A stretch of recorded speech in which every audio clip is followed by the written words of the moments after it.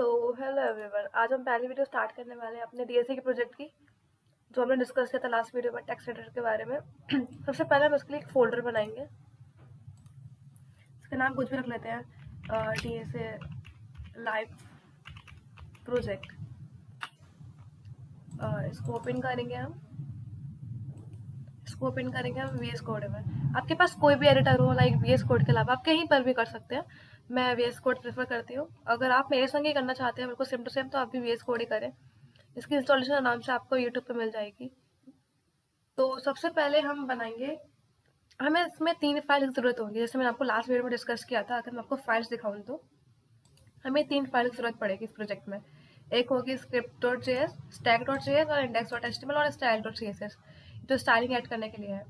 सबसे पहले हम डिस्कस करेंगे stack.js के बारे में कि ये हमारा स्टैक वाला पार्ट कैसे वर्क करेगा, क्योंकि वो सबसे इंटरेस्टिंग पार्ट है और मैं चाहती हूँ आपका इंटरेस्ट बना रहे, तो मैं सबसे पहले स्टैक वाला पार्ट ही करूँगी, क्योंकि HTML CSS तो जो नॉर्मली यूज़ होती है वैसे ही हमने यूज़ करी है उसको स्टाइलिंग देने के लिए। बाकी जो मेन वर्किंग है बैक एंड है इसका, वो है स्टैक वाला पार्ट। सबसे पहले हम उसी को बिल्ड करेंगे। इसमें stack.js करके मैंने इसका नाम दे दिया है, आप कुछ भी नाम दे सकते हैं।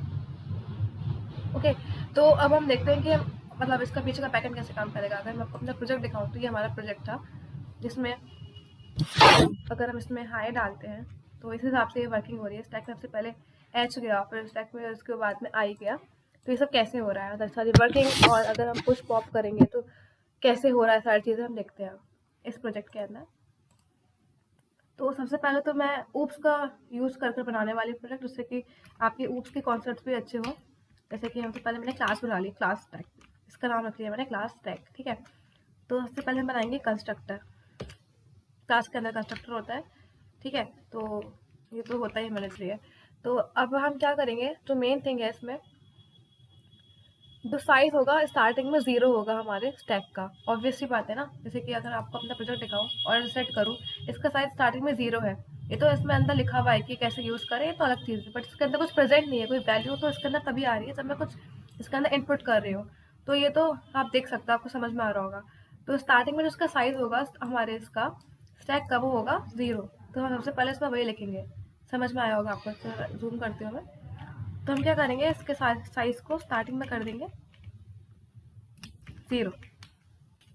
ठीक है, आपको समझ में आया होगा। और जो हमारा स्टैक है इक्वल्स टू, इसको खाली कर देंगे स्टार्टिंग में। इसका मतलब ये है, this the stack equals to, ये खाली वाला जो मैंने लगाया है, इसका मतलब ये है, जैसे मान लीजिए, जैसे मैंने यहाँ पे लिखा हेलो। ठीक है, एक मिनट सेट करती हूँ मैं आपको। यहाँ पे मैंने लिखा हेलो, तो यहाँ पे आ गया हेलो। ठीक है, अगर मैं नहीं चाहती हूँ कि अगर मैं इसे रीसेट करूँ तो पुरानी वैल्यूज फिर से ना आए, जैसे कि मैंने हेलो लिखा है इसमें, तो यही वाली वैल्यूज आ रही हैं। ठीक है, अगर मैंने यहाँ पर इसको एम्प्टी नहीं छोड़ा होता तो इसमें इसके अंदर पुरानी वैल्यूज आ रही होती। जैसे मैंने यहाँ पे हेलो लिखा, दोबारा से हेलो आ गया होता। जैसे मानो अभी मैंने यहाँ पे हेलो लिखा है, अब मैं इसको यहाँ पे कर रही हूँ रीसेट। हेलो के बाद में मैंने लिख दिया होला, तो होला भी आता और हेलो भी आता, दोनों मिक्स होके आता। तो जब भी मैं नया अंडू करूँ दोबारा से, तो हमेशा इसमें एम्प्टी होकर आए, रिसेट बिल्कुल खाली होकर आए। इसलिए मैंने यहाँ पर इसको इसमें खाली भेज दिया। इसलिए आपको समझ में आया होगा, क्लियर हुआ होगा आपका। जैसे यहाँ पर एक बफर का साइज भी हमें डिफाइन करना पड़ेगा। बफर इक्वल्स टू जो भी साइज, जैसे मान लो मैंने दे दिया 4। इसका समझाती हूँ मैं आपको कैसे पॉइंट है। जैसे कि ये वाला प्रोजेक्ट है मेरा, इसमें मैंने इसमें बफर का साइज दे रखा है 10। अगर मैं इसमें आपका यहाँ पे करके दिखाऊँ 4, देखिए मैं आपको प्रोजेक्ट दिखाती हूँ लाइव वर्क करा के।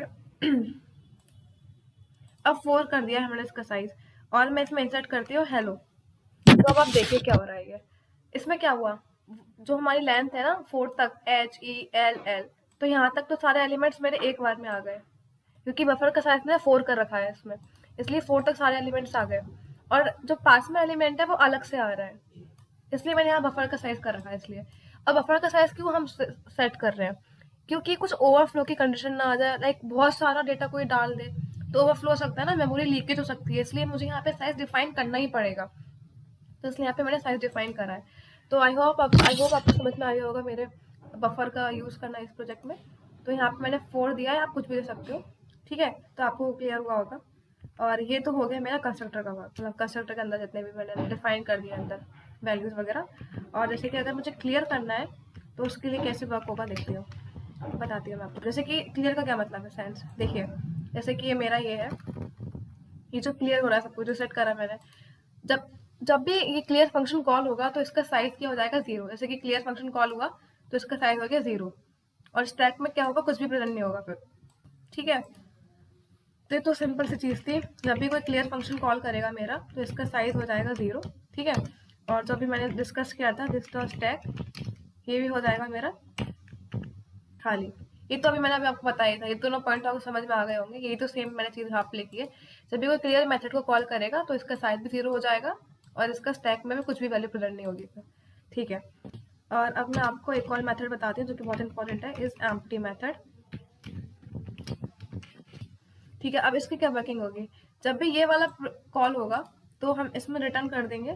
जब भी ये सारे कॉल कहाँ होंगे, ये होंगे हमारी दूसरी जावास्क्रिप्ट की फाइल बनाएंगे, उसमें ये सारे मेथड्स को हम कॉल करेंगे।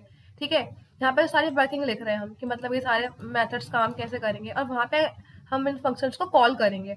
ठीक है, तभी तो हम मेनली बस स्टैक जैसे काम कर रहे हैं नॉर्मल, जैसे हमने कोड में लिखा है आज तक स्टैक, वही सब लिख रहे हैं इसमें हम। ठीक है, और जब भी कोई एम्प्टी फंक्शन को कॉल करेगा तो हम भेज देंगे कि ये। ठीक है, जब भी कोई एम्प्टी फंक्शन को कॉल करेगा तो हम रिटर्न कर देंगे ये साइज इक्वल्स टू 0। मे भी आपको ये भी समझ में आ गया होगा आराम से। जैसे कि टॉप ऑफ द स्टैक देखना है हमें, तो टॉप ऑफ द स्टैक देखने के लिए हम सिंपली रिटर्न कर देंगे this dot stack this dot size -1। ठीक है, तो टॉप जब भी कोई कॉल करेगा तो ये होगा हमारे टॉप में। देखिए मैं क्या कह रही हूँ, देखो जैसे कि मैंने डाला हेलो, तो अभी यहाँ पे टॉप में क्या होगा, ओ। जो भी मतलब टॉप पे कौन सा एलिमेंट प्रेजेंट होगा, अभी ओ प्रेजेंट है। जैसे कि अगर मैं आपको अंडू अंडू सेट करूँ तो इसमें मैं लिखती हूँ हेल, तो यहाँ पे टॉप में क्या प्रेजेंट है, एल प्रेजेंट है, और यहाँ पे टॉप में क्या प्रेजेंट है, ई प्रेजेंट है, यहाँ पे क्या प्रेजेंट है, एच प्रेजेंट है। तो ये रिटर्न क्या कर रहा है हमारा टॉप मेथड, जो भी टॉप में एलिमेंट प्रेजेंट होगा वो। वरना कुछ दिक्कत हो जाती है ना, कुछ को कुछ प्रेजेंट होता है। मान लो आप डाल रहे हो ई और टॉप में आ रहा है एच, आप डाल रहे हो टॉप में एल आ रहा है एच, तो इसके लिए जब भी हम इस मेथड को कॉल करेंगे तो उस हिसाब से यहाँ पर लिख कर आता रहेगा सारा आउटपुट। सबसे पहले आउटपुट में एच आया, फिर ई आया, फिर ऊपर टॉप में एल आया। ये किसकी हेल्प से हो रहा है, ये हमारे इस टॉप की हेल्प से हो रहा है जो हमने यहाँ पे मेथड लिखा है। ठीक है, आई होप आपको ये क्लियर होगा। अगर आपको मेरी वीडियोस पसंद आ रही है तो आप प्लीज़ मेरे चैनल को सब्सक्राइब कर सकते हो। मैं काफ़ी देर से के प्रोडक्ट्स लेकर आऊँगी फ्यूचर में। ठीक है, अब हम देखते हैं पॉप मेथड कैसे ये काम करेगा। पॉप का देखते हैं, पॉप का क्या काम है इसमें।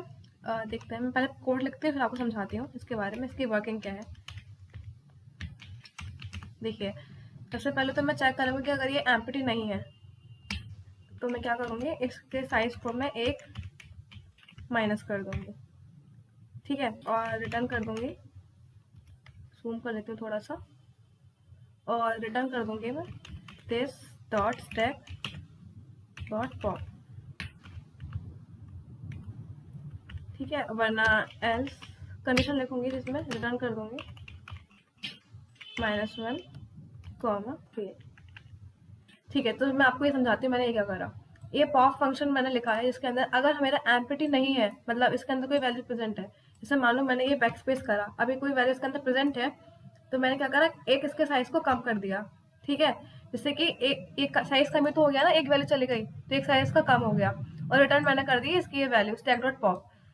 फिर से समझाती हूँ, जैसे कि मानो मैंने यहाँ पे पहले रिसेट करती हूँ इसे, और मैंने यहाँ पे लिखा है हेलो, हेल लिखा है मैंने यहाँ पे। ठीक है, अब मैं क्या करा, बैक स्पेस करा, मैं दबाया मैंने, इससे क्या हुआ, एक साइज इसका कम हो गया, और रिटर्न क्या हो गया, स्टैक डॉट पॉप। ठीक है, रिटर्न क्या हो गई, जो वैल्यू मैंने बैक स्पेस करी थी वो वैल्यू यहाँ पे रिटर्न हो गई, यहाँ पे शो हो रही है आपको स्क्रीन पे, इसलिए यहाँ पे रिटर्न का यूज किया गया है। ठीक है, आई होप आपको क्लियर होगी ये वाली चीज भी। ठीक है, तो ये तो मेरा हो गया पूरा पॉप फंक्शन। अब आता है तो बहुत ज्यादा इंपॉर्टेंट फंक्शन है जो कि है पुश फंक्शन। अब हम देखते हैं कि पुश की क्या वर्किंग है। पुश के अंदर हमारे दो चीजें पास होंगी, एक तो होगा टाइप और हमारा जो कैरेक्टर हम डाल रहे हैं वो। टाइप का मतलब क्या है, देखो टाइप का मतलब है कि 0 या 1। टाइप का मतलब है 0 या 1। सेट करती हूँ मैं, फिर से दिखाती हूँ। जैसे कि मैंने डाला टाइप, इसमें यहाँ पे क्या हुआ, ऑन स्टैक में 0 डाला मैंने, दो चीजें जा रही है इसके आर्ग्यूमेंट में। एक तो जा रहा है मेरा यहाँ पे ये टाइप, और ये जा रही है मेरी वैल्यू। टाइप का मतलब क्या है, जब भी मैंने 0 प्रेस किया मतलब वो वैल्यू मैं इंसर्ट करना चाहती हूँ। जब भी 0 प्रेस कर रही है वो वैल्यू मैं इंसर्ट कर रही हूँ, जब भी 0 प्रेस कर रही है वो वैल्यू मेरी इंसर्ट हो रही है। और अगर मैंने बैक स्पेस दबाया तो क्या हुआ, डिलीट हो गई वो वैल्यू। कौन सी वैल्यू डिलीट हुई, जो टॉप में थी, है ना, ये टॉप वाली वैल्यू डिलीट हो गई। ठीक है, तो इससे एक और दबाया तो एक और पी डिलीट हो गया, वाई डिलीट हो गया, टी डिलीट हो गया। अब आपको समझ में आ गया होगा मेरा पूरा प्रोसेस। तो इसलिए दो आर्ग्यूमेंट जा रहे हैं, एक तो जा रहा है पहला टाइप, टाइप मतलब कि डिलीट करना चाह रही हूँ या पुश करना चाह रही हूँ, और दूसरी चीज जा रही है कैरेक्टर, कौन सा कैरेक्टर मैं डालना चाह रही हूँ। ठीक है, समझ में आ गई होगी ये वाली चीज, काफी क्लियर हो गया होगा। अब मैं आपको बताती हूँ कि अंदर का लॉजिक कैसे लिखा जाएगा। If this dot is empty, अगर अब ये खाली है, इसके अंदर कुछ पड़ा ही नहीं है, मतलब मेरे स्टैक के अंदर कुछ प्रेजेंट ही नहीं है, तो मैं डिलीट क्या करूँगी, है ना। तो सबसे पहले मैं अनडू रिसेट करती हूँ। अब आप देखो, अब इसके अंदर कुछ प्रेजेंट ही नहीं है, खाली है पूरा ये। तो अगर मैं इसके अंदर कुछ ना कुछ इंसर्ट करूँगी ना, सबसे पहले तो हमारा यही वाला ऑपरेशन परफॉर्म होगा, टाइप जो होगी इंसर्शन वाली होगी। ठीक है, यही लिखूंगी अब मैं इसके अंदर। इफ टाइप इक्वल्स टू 0, तो क्या होगा, this dot stack dot push type comma char. ठीक है, ये तो लाइन समझ में आ गई होगी आपको आराम से। मतलब जब भी कोई मेरा एम्प्टी होगा मेरा पूरा स्टैक, तो मैं अगर और मेरा टाइप 0 है, मतलब कि मैं इंसर्ट करना चाहती हूँ, तो मैं स्टैक के अंदर पुश कर दूंगी उसका टाइप और उसका कैरेक्टर। उसका टाइप, जैसे मैंने पुश तो कर दिया स्टैक के अंदर, उसका टाइप और उसका character. I hope this is clear to you. ठीक है, और अब मेन पार्ट आता है इसका एल्स पार्ट, इसको ध्यान से देखना जो मैं करने जा रही हूँ। एल्स पार्ट में मैं क्या करूँगी, पहले मैं कोड लिखती फिर समझाऊंगी आपको आराम से। जैसे कि else let temp equals to this dot top. पहले मैं कोड लिखती हूँ फिर मैं आपको आराम से समझाऊंगी, क्योंकि ये पार्ट काफ़ी ज़्यादा इंपॉर्टेंट है, ये आपको समझ में आना ही चाहिए। तो मैं इसके लिए ज़्यादा पहले आराम से लिखती हूँ, फिर आराम से आपको बताऊंगी। और जब तक आप सब्सक्राइब कर लो यार, मैं आप ही के लिए वीडियोस ला रही हूँ। अगर आप ही सब्सक्राइब नहीं करोगे तो कैसे चलेगा, वीडियोस और लोगों के पास कैसे जाएंगी, है ना सही बात है ना। तो सब्सक्राइब करो यार, देख क्या रहे हो, समझो। अगर आप चाहते हो मैं और वीडियोस लाऊं ऐसे डेटा सेंटर के ऊपर, लाइव प्रोजेक्ट्स की या रियल वर्ल्ड प्रोजेक्ट्स की, तो आप मेरे को कमेंट्स में बताओ यार, अगर आपका मन है तो। क्योंकि मैंने काफ़ी प्रोजेक्ट बना रखे हैं, मैं चाहती हूँ लाना। अगर आप लोगों का मन है तो मुझे आप बताओ नीचे कमेंट सेक्शन में, मैं लेकर आऊँगी वीडियोस और। ठीक है, तो बस ये होने वाला है। एक बार मैं पूरा कोड लिख दूँ ना, जैसे कि आराम से समझाऊंगी फिर आप लोगों को। ये रहा, ठीक है। सो मैंने लिख दिया पूरा कोड। हम देखते हैं इसकी वर्किंग, इसमें क्या हो रहा है। मैंने इस कोड में ये लिखा है, सबसे पहले तो ये मैंने आपको समझाया दिया कि मैंने यहाँ पे क्या करा। आप देखो मेरा एल्स पार्ट है, मैं ये कर रही हूँ। सबसे पहले तो मैं ये देखना चाह रही हूँ कि ये जो मैंने इफ कंडीशन लिखी है, सबसे पहले तो मैं देखूंगी कि टाइप क्या है उसका। ठीक है, टाइप क्या है उसे, मतलब कि मैं क्या करना चाह रही हूँ, मतलब कि इंसर्ट करना चाह रही हूँ या फिर डिलीट करना चाह रही हूँ, सारे टाइप देख रही हूँ मैं। ठीक है, और मेरे बफर के साइज से ऊपर ना हो जाए, मतलब बफर का साइज मैंने यहाँ पे सेट कर रखा है ना, जैसे बफर का साइज ऊपर मेरा यहाँ पे है 4। ठीक है, तो मैं वो चेक कर रही हूँ कि अगर मेरी इसकी लेंथ अगर मेरी छोटी है बफर के साइज से, और इसका टाइप अगर मेरा इस वाले टाइप से मैच करा जो मेरे ऊपर भेजा है, तो मैं उसमें वो ऑपरेशन परफॉर्म कर दूंगी। ठीक है, और फिर मैं क्या करूंगी, उसके आगे उस वैल्यू को इंसर्ट कर दूंगी। आगे किसके, जैसे कि इसका मतलब ये है, जैसे कि मैंने एच ही करा, तो मेरा ई ना एच के आगे इंसर्ट हो रहा है, तो वो जो मेरा इंसर्ट हो रहा है वो इस कोड की वजह से इंसर्ट हो पा रहा है। ये वाला जो कोड मैंने लिखा है, इसकी वजह से वो आगे इंसर्ट हो पा रहा है, और ये पुश की हेल्प से वो पुश हो गया उसके आगे। ठीक है, समझ में आ गया होगा। और ये क्या कर रही हूँ मैं, इफ कंडीशन टैम्प का जो ये 0 है यहाँ पे इसका वो प्रेजेंट है टाइप, और यहाँ पे इसका 1 पे प्रेजेंट है हमारा कैरेक्टर। ठीक है, तो मैं यही चेक कर रही हूँ कि इसका टाइप अगर टाइप के बराबर है, अगर टाइप वो कुछ भी हो सकता है, या तो इंसर्शन डिलीशन कुछ भी हो सकता है। ठीक है, तो मैं क्या करूँगी उसमें, ये टाइप से मैच कराऊंगी कि वो टाइप इसके बराबर आ रहा है, और इसकी जो लेंथ है वो इसके बफर से छोटी आ रही है, तो ये ऑपरेशन परफॉर्म होंगे सारे। तो ऑपरेशन क्या है, इसको आगे इंसर्ट कर देंगे हम, जो वैल्यू डाली है हमने टॉप को प्रीवियस वैल्यू के आगे इंसर्ट कर देंगे, और इस कोड की हेल्प से ये पुश हो जाएगा उस वैल्यू के अंदर। तो ये पूरा मेरा स्टैक का कोड था, मैं अब इसको फिर समझाती हूँ आपको। तो ये था पूरा कोड इसका, क्लियर हो गया होगा सब आपको। अगर मैं इसको अंडू करूँ, रिसेट करूँ, तो सब रिसेट हो गया। ठीक है, अब हम फिर से डिस्कस करते हैं पूरा कोड। सबसे पहले तो हमने यहाँ पे कंस्ट्रक्टर बनाया। कंस्ट्रक्टर के अंदर मैं सब इसके साइज को इनिशियलाइज कर दिया 0 से, क्योंकि स्टार्टिंग में कुछ नहीं होना चाहिए और स्टैक भी खाली है। अभी बफर के साथ हम कुछ भी हो सकते हैं, जितना बफर के साथ जाएंगे उतने एलिमेंट्स एक बार में इसके अंदर पुश होंगे। जैसे कि 4 रखा है तो हेलो, मतलब कि पहले 4 पुश हुआ, फिर बाद में जो 5 एलिमेंट्स था 5वां वो अलग चला गया। ठीक है, तो ये हो गया। और क्लियर कर दिया। जब भी क्लियर फंक्शन कॉल होगा तो इसका साइज 0 हो जाएगा स्टैक का, और हमारा स्टैक भी इनिशियलाइज हो जाएगा एम्प्टी से। जब भी इस एम्प्टी फंक्शन कॉल होगा हमारा, इसका साइज 0 हो जाएगा। टॉप एलिमेंट का यूज हमेशा हो रहा है हमारा। जैसे कि जब भी हम इसका कॉल कर रहे हैं, इसके टॉप में हमारा ही रिटर्न हो गया ओ, इसके टॉप में एल रिटर्न हो रहा है, इसके भी टॉप में एल रिटर्न हो रहा है, इसके टॉप में ई रिटर्न हो रहा है। समझ में आ रहा होगा आपको कि इसके टॉप में कैसे वर्क कर रहा है। आपको पता है स्टैक कैसे वर्क करता है। स्टैक के टॉप में हमेशा वो एलिमेंट आता है जो उसे लास्ट में इंसर्ट करते हैं। जैसे कि मानो हाई, तो जो लास्ट में इंसर्ट किया वो टॉप में आ रहा है, जो पहले इंसर्ट किया था वो उसके बाद में आ रहा है। क्या क्लियर होगा आपको? तभी हमने यहाँ पे लास्ट में ये फंक्शन का यूज, लास्ट में हमने ये कोड लिखा है इसी चक्कर में, क्योंकि ये मेन इसका स्टैक का वर्क बता रहा है कि स्टैक के स्टार्टिंग में सारे एलिमेंट ऐड हो रहे हैं इसकी वजह से। ठीक है, तो टॉप भी बता दिया मैंने आपको। अब पॉप का फंक्शन फिर से रिपीट करते हैं। जैसे कि जब भी कुछ अगर एम्प्टी नहीं है और मैंने इसको बैक स्पेस किया तो इसका एक साइज कम हो गया, और अगर करा तो ये पूरा हट गया। ये क्लियर होगा आपको मैंने क्या किया। अब आपको रिसेटर के साथ दिखाती हूँ इसमें क्या हो रहा है। जैसे जैसे मैंने किया हाई, अभी ये उल्टा यहाँ पे प्रिंट हो रहा है। पहले यहाँ पे एच हुआ, फिर बाद में एच आई। जब भी मैंने बैक स्पेस दबाया तो मेरा एक आई डिलीट हुआ, और एक बैक स्पेस दबाया तो मेरा ये एच आई, एक वो भी चला गया मेरा एच। तो इसमें ये आ गया निकल कर कि ये दोनों मैंने कर दिया। अब अंडू में प्रेस करूंगी तो एक बार में पूरा अंडू ऑपरेशन मेरा क्लियर हो गया।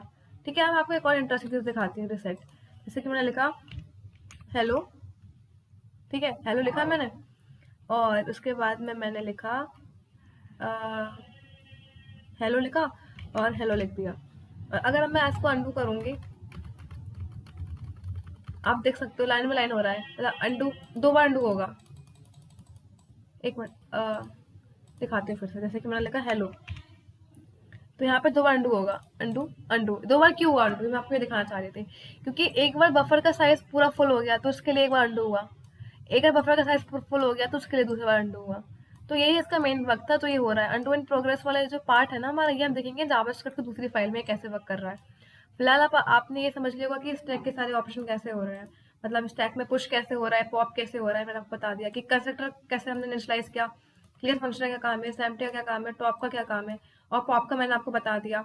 और एल्स में हमारा ये है कि अगर एम्प्टी नहीं है, जब भी हम पॉप करना चाह रहे हैं तो ये रिटर्न हो जाएगा -1।